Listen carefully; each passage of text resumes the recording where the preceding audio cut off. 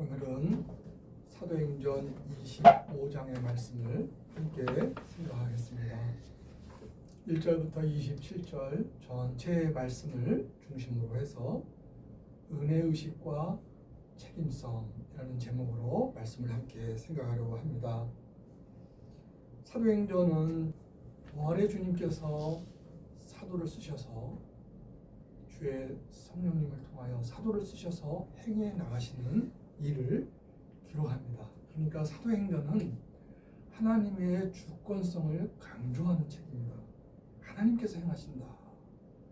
하나님께서 교회를 그리스도 안에서 세우시고 교회를 일으키시고 전도자를 쓰셔서 복음이 전케하시며 복음이 전해질 때에 그 복음을 받아들이게 하시는 일, 마음문을 열어서 복음을 받아들이게 하고 믿고 회개하고 그래서 교회 안에 들어가게 하는 일, 교회를 세우는 일, 이런 일은 하나님께서 주권을 갖고 행하신다.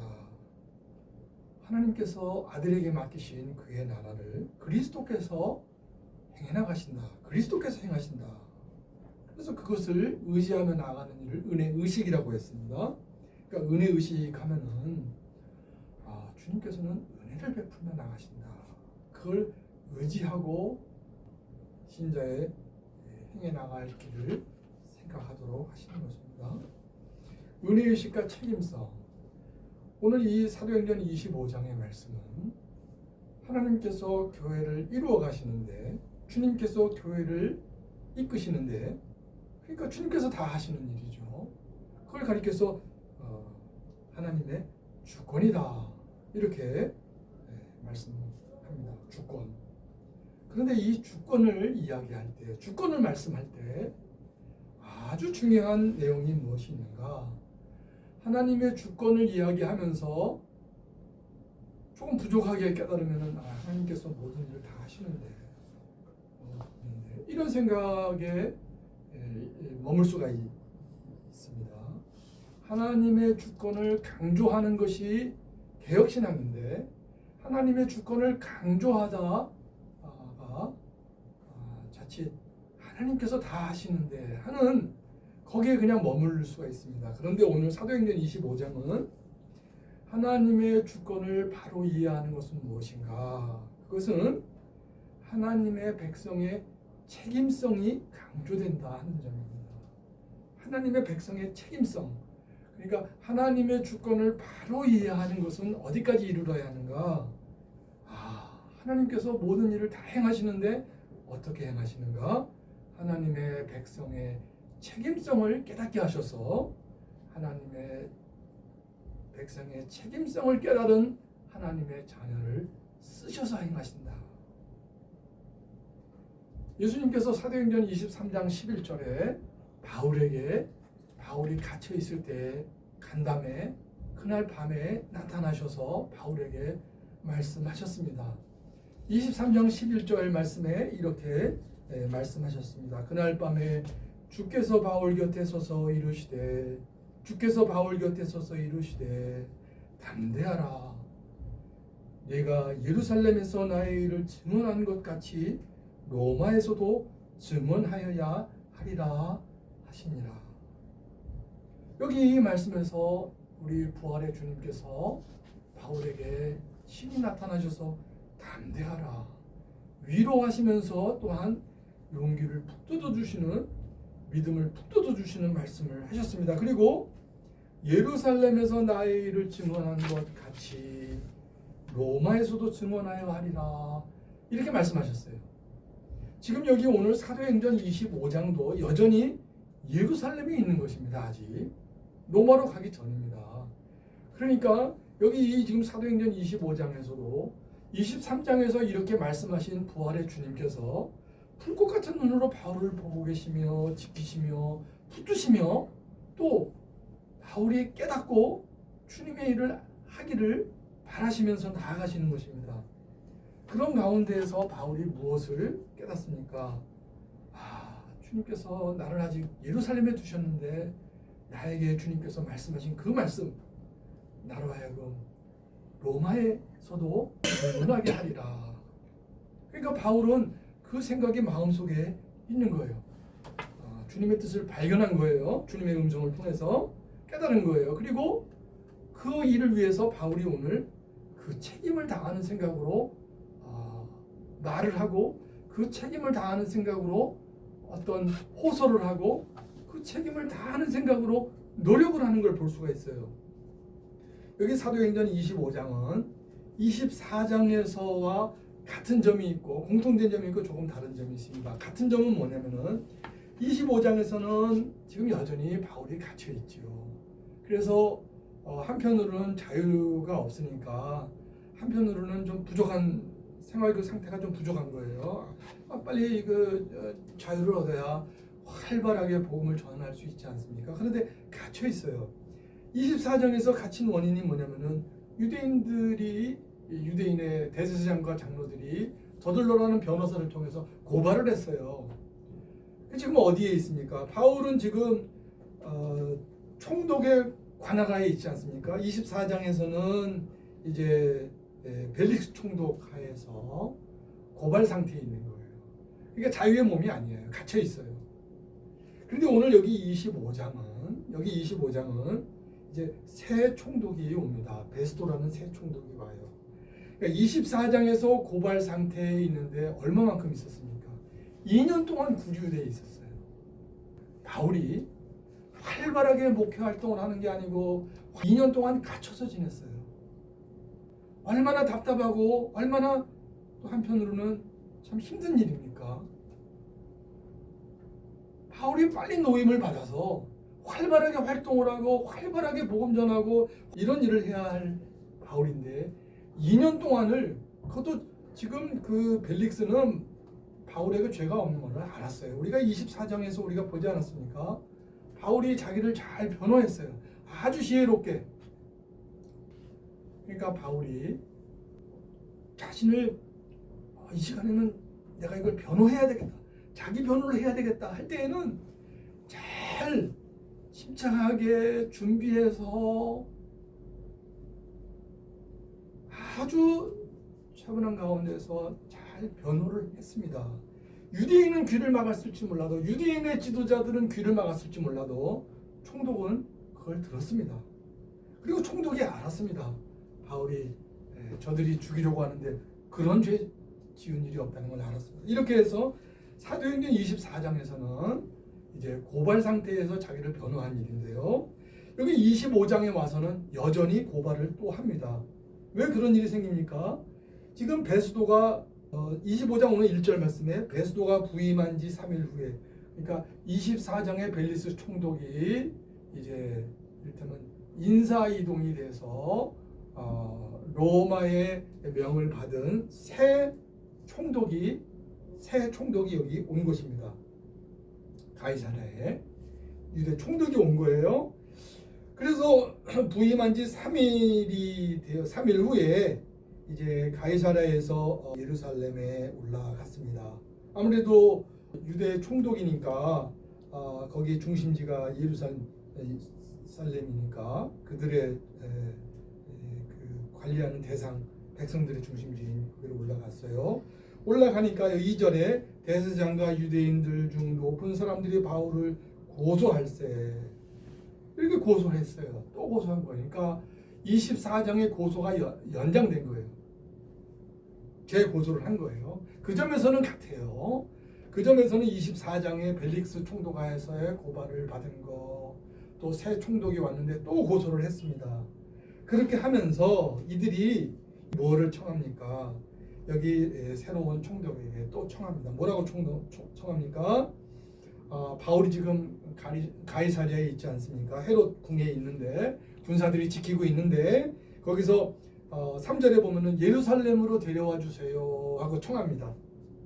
마치 정말 바울을 보고 뭘 더 묻기를 원하는 것처럼 그렇게 합니다. 예루살렘으로 옮기기를 청하니, 그런데 그 속셈은 뭐예요? 여전히 그 속셈은 24장에서와 똑같이 그 사이에 그럼 이 청을 베스도 새 총독이 이 청을 받아주면 어떤 일이 생깁니까? 그를 또 옮겨와야 되지 않습니까? 이동하는 구간이 있지 않습니까? 그 사이에 또 매복하는 사람들을 숨겨놓은 거예요. 그래서 여기 보니까 3절 하반절에 이는 길에 매복하였다가 그를 죽이고자 함이더라. 속셈이 있는 거예요. 관계가 있는 거예요. 그랬을 때에 베스도는 뭐 그 매복한 걸 베스도가 뭐 알고 있는지 모르겠는지 그거에 관계하지 않고 베스도가 어떻게 대답합니까? 베스도가 대답하여 바울이 지금 가이사랴에 굴려야 있지 않느냐? 2년 동안 거기 있지 않느냐? 그리고 내 임기도 그렇게 많은 것이 아니다. 이렇게 하면서 정 그러면 유대에 있는 여러분들이 가이사랴로 오십시오. 나와 함께 같이 가십시다. 이렇게 일단 설득을 했어요. 그리고 거기 가서 고발을 하면은 내가 그를 세우겠다. 이렇게 하면서 이제 새 총독이 된 베스도가 말을 했어요. 그리고 가이사랴를 며칠 있다가 내려갔는데 예루살렘에 고발하는 사람들이 와서 고발을 했어요. 함께 온 겁니다. 그리고 그걸 지체하지 않았어요. 베스도가 총독이 그런 면에서 아주 유능합니다. 이튿날 여기 지금 6절에 보면 이튿날 그랬습니다. 이튿날 바로 그 다음날 재판을 열었어요. 이튿날 재판 자리에 앉고 바울을 데려오라 명하니 이제 벨릭스 총독이 명해서 그 앞에 그 유대 고발자들 앞에 섰었는데 25장에서 다시 또 서는 겁니다. 베스도 새 총독이 명하였습니다. 바울을 오라고 그랬습니다. 그리고 바울이 나오니까 이제 예루살렘에서 온 유대인들이 둘러서 가지고 7절에 보면은 중대한 사건으로 고발하되 능히 증거를 대지 못한지라 능히 증거를 대지 못한지라. 그러니까 증거를 내놓고 말을 하는 게 아니고 그냥 주장하는 거예요. 뭐 이렇게 잘못했다 이렇게 말만 주장하는 거예요. 그에 대해서 바울이 결코 그냥 물러서지 않죠. 그냥 물러서면 안 되죠. 물론 서둘러서도 안 되지만은 8절에 바울이 변명하여 이르되 유대인들이 율법 얘기를 하는 거예요. 율법의 면에서나 또 성전 얘기를 하는 거예요. 성전 면에서나 또 소동을 일으키고 또 그 실정법 로마의 법을 어기는 그런 면을 얘기하려고 할 때에는 가이사에게나 로마법에도 저촉되는 일이 없었습니다. 도무지 그러한 걸로 어기는 죄를 범하지 않았습니다 하고 변명을 했어요. 변명을 하니까 이제 9절에서는 또 어떤 일이 생깁니까? 새 총독이 베스도가 뭐라고 얘기합니까? 거기 유대인들이 있는 데에서 바울이 변명을 하니까 어떻게 합니까? 그러면은 바울이 죄가 없으면 바로 석방을 해야 되는데 그렇게 판결을 하지 않고 어떻게 합니까? 유대인의 마음을 얻고자 해서 그러니까 정치적인 그 고려를 하는 거예요. 바울더러 묻습니다. 뭐라고 묻습니까? 바울이여 우리 같이 예루살렘에 가서 이 사건에 대해서 내가 거기 갈 테니까 내 앞에서 다시 신문을 받지 않겠습니까? 하고 총독이 그렇게 권했어요. 그걸 누가 좋아하겠습니까? 그렇게 되면은 그러면은 유대인들이 좋게 여기겠지요. 그렇게 권했어요. 그렇게 권하니까 바울이 어떻게 대답합니까? 여기 10절 말씀이 오늘 아주 중요한 말씀인데요. 바울이 그 예루살렘으로 같이 가서 거기 가서 신문을 한번 받지 않겠습니까? 하니까 바울이 뭐라고 대답합니까? 바울이 대답합니다. 10절 바울이 이르되 내가 가이사의 재판 자리 앞에 섰으니 내가 가이사의 재판 자리 앞에 섰으니 가이사 앞에 섰다는 말이 아니고 지금 총독 앞에 섰다는 거예요. 지금 제가 총독 앞에 재판받고 있지 않습니까? 그 말이에요.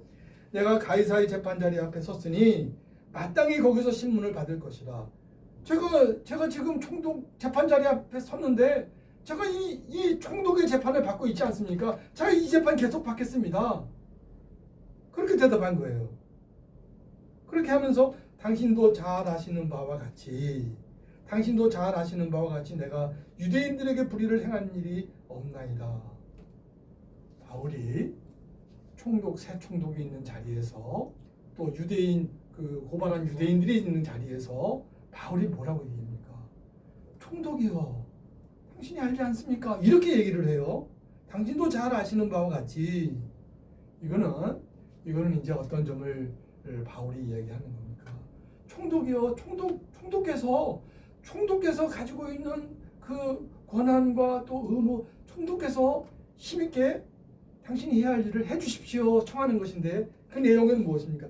잘 아시는 바와 같이 내가 유대인들에게 불의를 행한 것이 없나이다. 유대인들에게 불의를 행한 것이 없는 걸 당신이 잘 알지 않습니까? 어떻게 할 수 있습니까? 새 총독인데.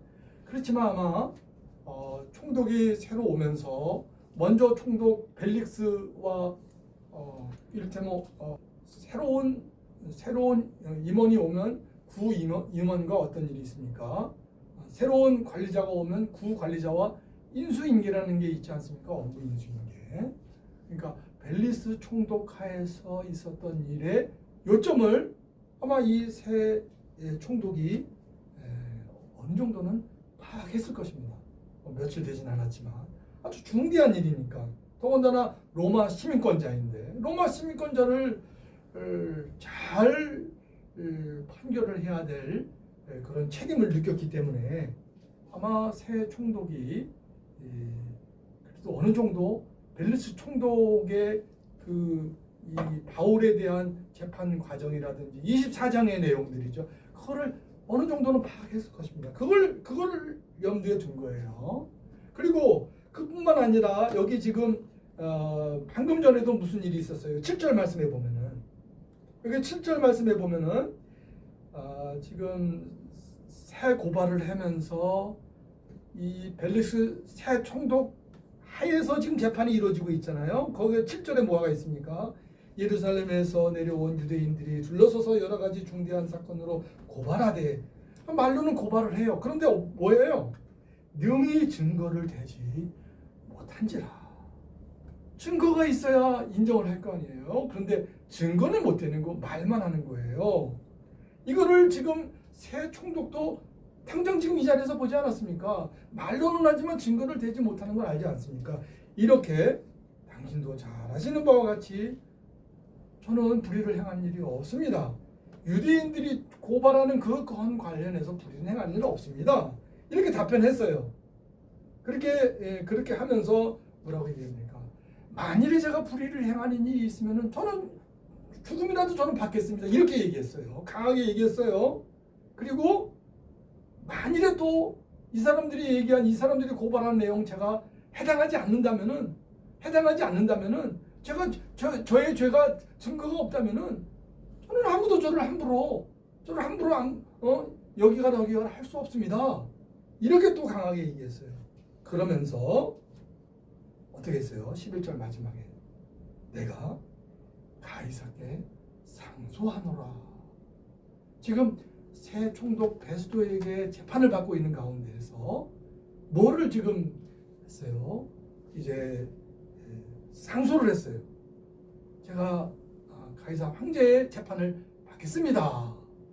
로마에 가서 재판을 받겠습니다. 이렇게 상소를 했어요. 상소를 이렇게 한 것은 바울이 어떤 뜻으로 상소를 했습니까? 상소를 하지 않고 이 베스도 총독이 하는 대로 예루살렘으로 함께 따라가면 어떤 일이 지금 거기에 관계가 도사리고 있습니까? 그 사이에 매복한 자들이 숨어 있지 않습니까? 또한 그뿐만 아니라 그 정치적으로 치우쳐 있는 총독 펠릭스도 정치적으로 치우쳐 있지 않습니까? 반듯하게 정도에 서서 재판하는 것이 아니라 정치적인 계산을 하는 일, 이런 총독 하에서 어떻게 재판을 더 받는 것이 바람직하겠습니까?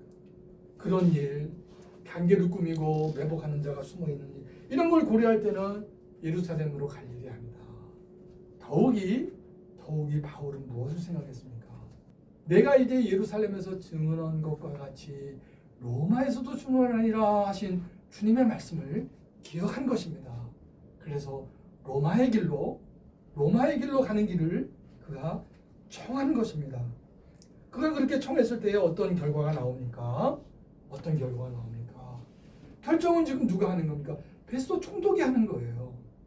여기 가이사랴에 더 있어라 이렇게 할지, 아니면 내가 지금 상소를 청했으니 그걸 허락하겠노라, 지금 허락하겠노라 하든지 그 결정은 누구에게 달려 있습니까?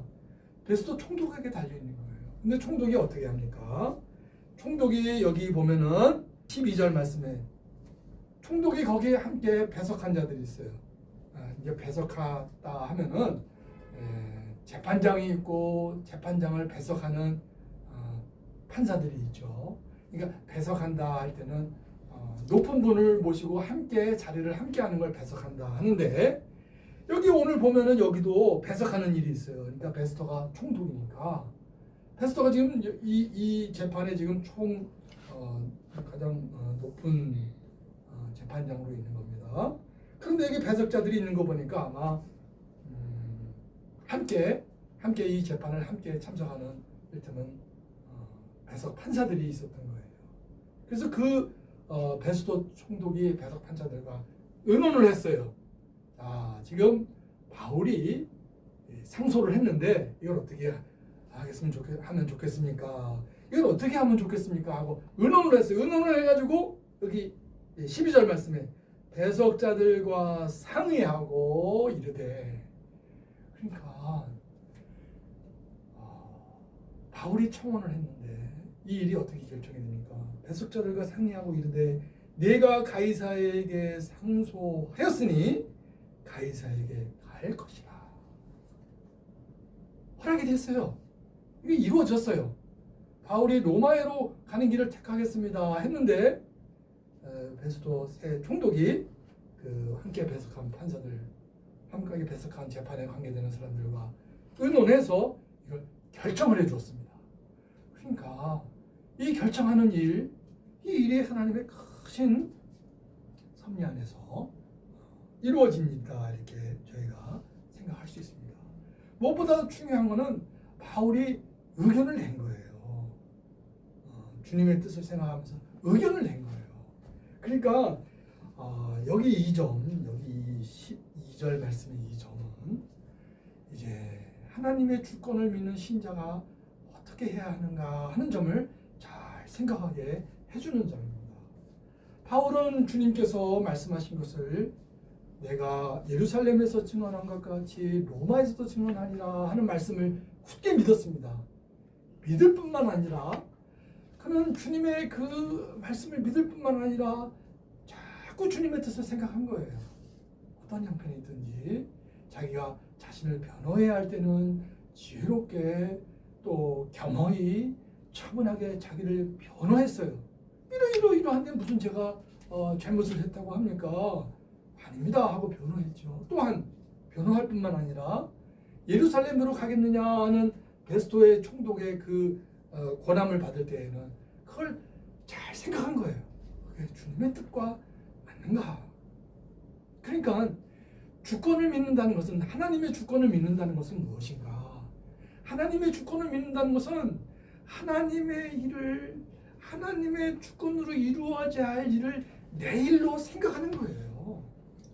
그래서 내가 다 할 수 없지만 주님을 의지하면서 주님께서 기뻐하시는 일이 무엇인가, 주님의 뜻이 이루어지는 일이 무엇인가 하는 것을 자꾸 생각하는 거예요. 생각하고 그거를 책임을 갖고 거기에 대한 책임을 느끼고 거기에 대한 책임을 느껴서 생각하면서 그걸 하나하나 자꾸 실천해 나가는 거예요. 그것이 하나님의 주권을 믿는 신자의 바른 주권에 대한, 하나님의 주권성에 대한 바른 생각이에요. 그러니까 하나님의 주권을 믿을 뿐만 아니라 하나님의 주권을 믿는 신자의 책임성, 이것이 참으로 중요한 것을 여기 말씀하고 있는 것입니다. 사도 바울은 이 책임을 다 하는 마음이 있었기 때문에 새 총독 베스토에게 상소를 건의한 거예요. 그러니까 이런 점을 우리가 여기서 보게 됩니다. 이렇게 해서 이제 이 12절까지는 상소가 결정된 것이 여기 있습니다. 이제 13절서부터 마지막 27절까지의 내용은 어떠한 내용입니까? 이제 상소가 정해졌지만은 이제 황제 가이사의 재판을 받도록 되어 있기 때문에 이 새 총독이 해야 할 일이 무엇입니까? 베스도 총독이 이 바울 사건에 대해서 잘 상소에 관련된 것을 올려야 합니다. 그런데 지금 이 새 총독이 이를테면은 자기 그 총독으로서의 이 재판과 관련된 그리고 상소가 결정됐으니까 상소를 결정하면서 새 총독으로서 져야 되는 짐이 조금 생긴 겁니다. 그 짐의 내용이 뭡니까? 20절에 나옵니다. 내가 이 일에 대하여 어떻게 심리하는지 몰라서, 심리는 이제 사실관계를 살피는 거예요. 어떻게 심리하는지 몰라서, 유대인들은 말로는 바울이 죽일 죄를 지었다 말로는 주장을 하는데 증거는 내놓지 못해요. 그 바울은 또 하나하나 이렇게 그 말로 내놓은 그 주장에 대해서 할 말을 잘 했습니다. 이런 가운데서 상소를 신청했어요. 상소를 또 허락했어요. 그런 가운데에서 내가 이 일에 대하여, 지금 그 새 총독이 하는 말이에요. 20절은 내가 이 일에 대하여 어떻게 심리하는지 몰라서. 왜 모릅니까? 왜 모릅니까?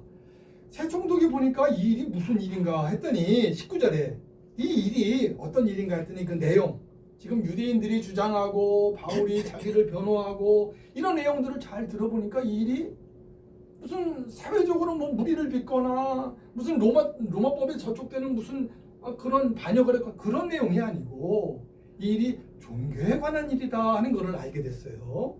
그래서 19절에 보니까 자기들의 종교와 또는 예수라 하는 이가 죽은 것을 살아있다고 바울이 주장하는 그 일에 관한 문제로 고발하는 것뿐이라. 그러니까 18절에서도 원고들이 서서 내가 짐작하던 것 같은, 이 원고들은 지금 누굽니까? 유대인 지도자들이에요. 대제사장과 장로들이에요. 그들이 고발을 했잖아요. 근데 그들이 원고인데 그들이 원고인데 그들이 뭐 증거라도 내놓을 줄 알았어요. 새 총독이 그걸 기대했어요. 그런데 그래서 짐작했어요. 뭔가 내놓겠지. 그런데 내가 짐작하던 것 같은 악행의 혐의는 하나도 제시하지 아니하고, 아주 엄격하게 얘기하지 않습니까? 새 총독 베스도가 악행의 혐의, 법을 어긴 혐의, 그거는 하나도 증거는 제시하지 못하고 있다. 그러면서 오직 뭐만 얘기하느냐? 결국은 종교에 관한 얘기만 하지 않느냐? 근데 지금 이 새 총독이 종교에 관해서 뭐 잘 알 수 있겠습니까? 그러니까 지금 난감한 거예요. 지금 여기 보면은 이제 바울이 상소한 걸 들어줬잖아요. 그럼 바울이 이제 가이사의 재판을 받게 되는데, 그러면은 총독으로서 이거를 정리해서 상소를 올려야 될 거 아니에요. 그런데 뭐 사회적인 그런 악행의 혐의에 대해서는 없고 증거는 없고 종교에 관해서는 문제가 지금 일어난 건데 거기에 대해서 뭐라고 지금 정리를 써야 될지 잘 모르는 거예요. 그래서 새 총독 베스도가 무엇을 생각합니까? 여기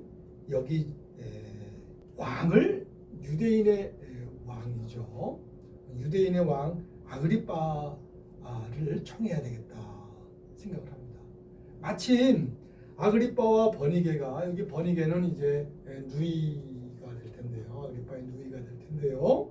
아그리빠 왕과 버니게가 새 총독이 왔으니까 새 총독을 찾아가서 인사를 하려고 방문을 했어요. 13절에 수일 후에 아그리빠 왕과 버니게가 베스도에게 문안하러 가이사랴에 와서, 가이사랴 찾아왔어요.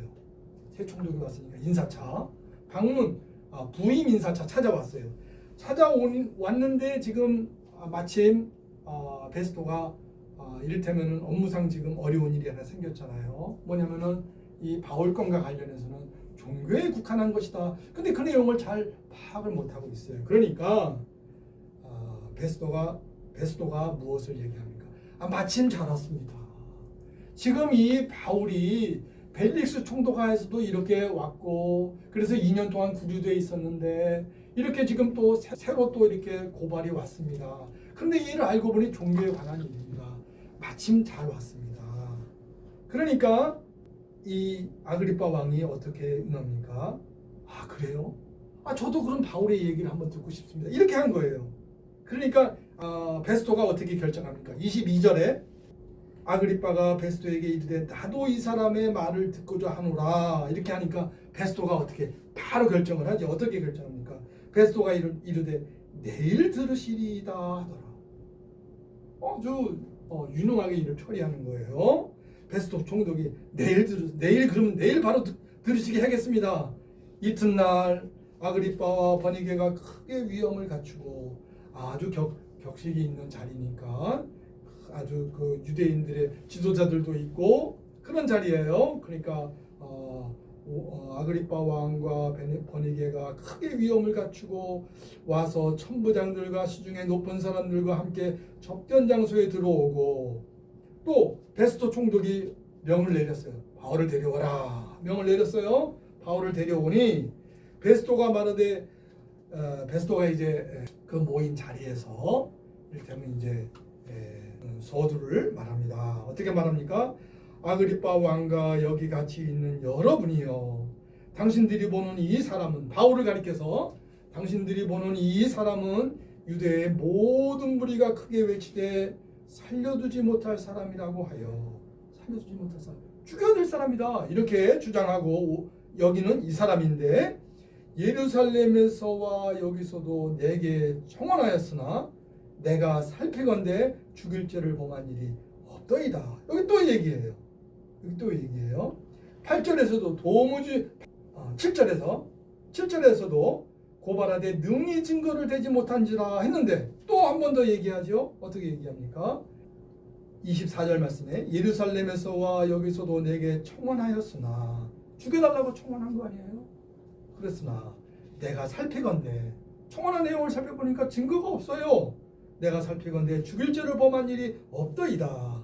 그러나 그가 황제에게 상소한 고로 보내기로 결정하였나이다. 여기 25장에서는 두 번 반복되는 말이 두 가지가 나오는데요. 아주 그 특징이 있어요. 두 번 반복되는 말이. 뭐가 두 번 반복되는 말이 두 가지가 나옵니까? 바울을 여러분들이 고소하지만 증거가 없다 하는 말을 두 번 반복해요. 네, 이 베스토 새 총독이 조금 전에 말씀한 대로 7절에서와 25절에서 증거 없습니다. 증거 없어요. 내가 보니까 내가 이렇게 잘 살펴봤는데 증거가 없네요. 이걸 두 번 반복했어요. 이 총독이. 아주 이거 의미 있는 일이죠. 또 두 번 반복하는 일이 25장에 있는데 그건 뭐냐면은, 그거는 가이사에게 보내기로 상소한 것을 받아들였다 하는 점을 두 번 반복을 합니다. 어디서 반복합니까? 12절 말씀에 베스토가 배석자들과 상의하고 이르되 네가 가이사에게 상소하였으니 가이사에게 갈 것이라. 가이사에게 가도록 정했다. 상소를 받아들였다. 이렇게 정했어요. 근데 이게 어디서 또 반복됩니까? 25절에 또 반복되지 않습니까? 내가 살피건대 죽일 죄를 범한 일이 없더이다. 그러나 그가 황제에게 상소한 고로, 바울이죠. 그러나 그가 황제에게 상소한 고로 보내기로 결정하였나이다. 그러니까 상소의 일은 상소의 일은 바꿀 수 없다. 이거를 유대 지도자들, 유대인들이 있는 데서 확정을 하는 거예요. 바울은 이제 더 이상 예루살렘으로 돌아가지 않는다. 바울은 이제 가이사랴에서 이제 로마로 갈 것이다. 이걸 아주 확정을 했어요. 그렇게 해서 베스토가 26절, 27절에 베스토가 이렇게 말합니다. 황제께 확실한 사실을 아랠 것이 없으므로, 확실한 사실을 황제께 아랠 것이 없다. 상소는 정해졌는데 아랠 것이 없다. 그렇게 하면서 어떻게 합니까? 신문한 후에, 아그리빠 왕과 모인 자리에서 신문한 후에 혹시는 그 자리에서 상소할 자료가 있을까 하여 이제 여러분들을 모시고 이제 바울의 얘기를 듣습니다.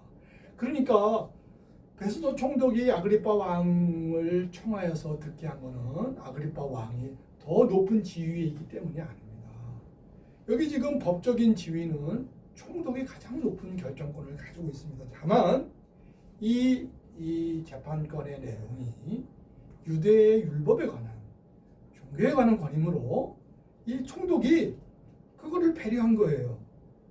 그러니까 아그리파 왕이 유대인의 왕으로서의, 종교에 국한한 왕으로서의 지위를 갖고 있으니까 그걸 잘 듣게 해서 그걸 정리해서 사실이 무엇인가를 확정해서 보내야 되겠다 하는 생각을 베스도가 밝힌 것입니다. 그러면서 27절에 어떻게 합니까? 죄목도 밝히지 아니하고 죄수를 보내는 것이 무리한 일인 줄 아나이다. 그러니까 확실한 걸 내가 듣겠다. 이렇게 하고 25장을 마칩니다. 그러니까 25장에서는 어떤 일이 있습니까? 앞서 우리가 25장 1절에서부터 12절 사이에 바울이 상소를 청하는 것입니다. 바울이 상소를 청했는데 또 중요한 것이 무엇입니까? 새 총독의 배석자들과 의논해서 상소를 유대인들의 요청을 받아서 상소를 보류하거나 그러지 않고 상소를 결정한 겁니다. 그러니까 이 25장에서는 이제 주님께서, 부활의 주님께서 바울에게 나타나셔서 내가 예루살렘에서 증언한 것과 같이 로마에서도 증언하리라 하신 말씀이 이 25장 말씀에서 이루어져 가고 있는 것을 보고 있습니다. 어떻게 이루어져 가고 있습니까? 하늘의 주님께서 로마의 행정을 담당하는 총독과 그와 함께하는 자들을 하늘의 주님께서 움직이시는 것입니다. 상소가 결정되도록 움직이시는 일을 하셨어요. 또 하늘에 계신 주님의 뜻을 발견한 바울로 하여금 예루살렘으로 향하지 않고 로마로 향하여야 되겠다 하는 마음을 갖게 해서 상소를 청원하게 하는 것입니다. 그러니까 하나님의 주권, 지금 이 일이 복음을 땅끝까지 이르러 예루살렘과 유대와 사마리아와 땅끝까지 이르러 복음이 증거되리라 하신 주님의 그 섭리의 계획, 주님의 그 주권성이 이제 이루어져 나가는데 어떻게 이루어져 나갑니까? 주님께서 쓰실 자들을, 그러니까 오늘 이 시대에도 이 말씀이 어떤 뜻을 우리에게 전해줍니까? 우리가 주님의 뜻을 발견하고 주님의 뜻을 이루어 나가는 일이 우리의 작은 일을 통해서, 우리의 작은 책임 있는 일을 통해서 주님의 뜻이 이루어져 나아갈 때에 주님께서 쓰시는 거예요. 주님께서 필요할 때에 사회에 행정하는 사람들 쓰시는 거예요. 또 결정하는 사람들 거기에 주님께서 쓰시는 거예요. 주님께서 간섭하시는 거예요. 사람들을 쓰시고 사람들의 발언을 내게 하시고 사람들이 의논해서 결정하게 하시고, 마치 총독이 배석자들, 판사들과 상의하지 않았어요. 그럼 배석자들이 의견들이 다수가 또 내지 않았겠습니까? 그걸 쓰시는 거예요. 그런 것을 쓰시고, 그래서 바울이 청원한 것이 그것을 이루어지게 하시고 이런 것. 그러니까 오늘 바울이 2년 동안 갇혀 있으면서 얼마나 위축될 수 있어요. 얼마나 낙심할 수 있어요. 주님께서 계속해서 증언하리라 하셨는데 계속 갇혀 있는 거 아니에요? 그러니까 오늘 주님의 교회와 주님의 교회에 속한 자녀들이 되어져가는 일들을 볼 때에는 낙심할 수 있어요. 주님의 일을 주님께서 주시는 어떤 일이 이루어지는 일이 있는가 낙심할 수 있는데, 그렇지만은 바울이 그런 가운데에서 낙심하지 않고 꼭 자기를 변호해야 할 때는 변호하는 일을 하고, 그러니까 일상에서 자기가 주어진 환경 가운데서 해야 할 일을 꼭 하는 일을 하는 거예요. 그리고 또 청할 것은 청하고, 그래서 사회 행정에 청할 것이 있는가 할 때는 필요하면 그걸 통해서 주님의 뜻을 이루는 데 쓰일 수 있겠다 하면 그걸 또 청하는 거예요. 그래서 주님께서 그걸 또 이루어 주셔서 그 청이 또 이루어지고, 이렇게 하나님의 주권을 믿고 나아가는 신자는 또한 하나님의 주권을 믿는다는 것은 무엇인가 할 때에 거기에 따른 책임성, 그 책임성을 깨닫고 그 책임성을 믿음으로 그걸 믿고 그 책임 있게 나아가는 일이 또한 필요하다 하는 것을 이 사도 바울이 주님의 뜻 앞에서 어떻게 걸음을 걸었는가 하는 것을 보고 저희가 또한 그 믿음을 본받을 수 있는 것입니다. 이 말씀을 생각하면서 같이 기도드리시겠습니다.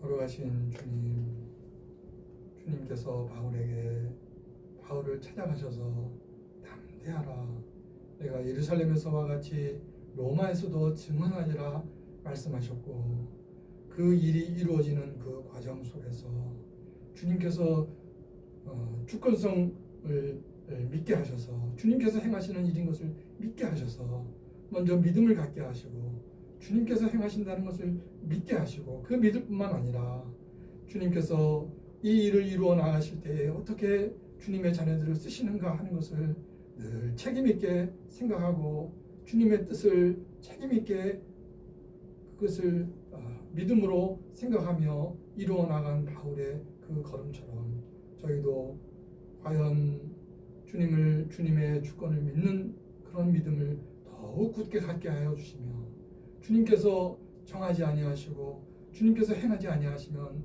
이루어지는 일이 있을 수 없다는 것을 또한 알게 하실 뿐만 아니라 저희로 하여금 또한 주님의 뜻을 알고 주님의 주권을 믿고 나아갈 때에는 저희들에게 주어진 책임이 무엇인가, 그것을 또한 주님의 뜻 안에서 자꾸 살피며 나아가는 저희들이 되게 하여 주옵소서. 이 바울의 보인 본을 저희들이 잘 보면서 저희도 낙심하지 아니하고 주님을 구하며 주님께서 저희 길을 열어주시기를 구하며 나아가는 저희들이 되게 하여 주옵소서. 우리 구주 예수님의 이름으로 기도드리옵나이다.